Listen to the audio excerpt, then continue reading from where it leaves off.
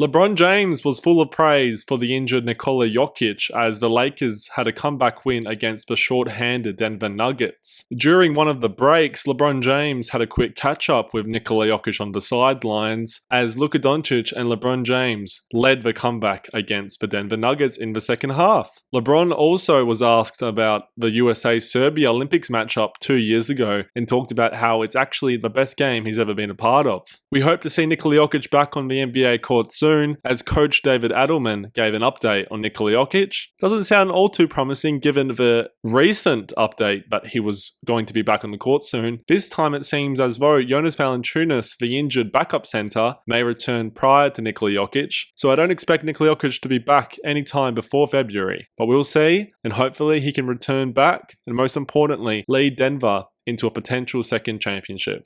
Here are the clips. It looked like you had a brief moment to go over and say hi to Jokic. Is there like a certain level of respect between champions and MVPs, all the playoff battles? It's the utmost respect. Yeah. I mean, for the grace of the game, for the grace of today, for me, for the grace of the past, for the grace to come, after.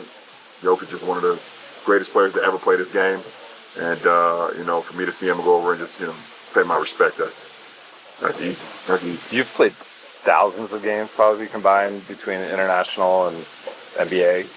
That Serbia semifinal game, you rank it? One of the greatest games I ever played in. It's one of the greatest games I ever played in. I played in a lot of great games, NBA Finals games, Olympic games, high school games, regular season games. That ranks right up there with one of the greatest games I ever played in. And it's something I would never forget that moment.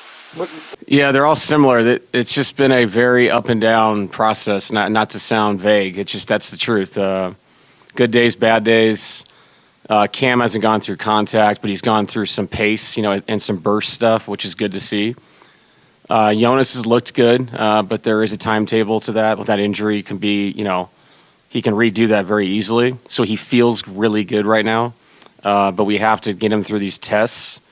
Play some 3-on-3, 4-on-4, up to 5-on-5 before we feel comfortable with him.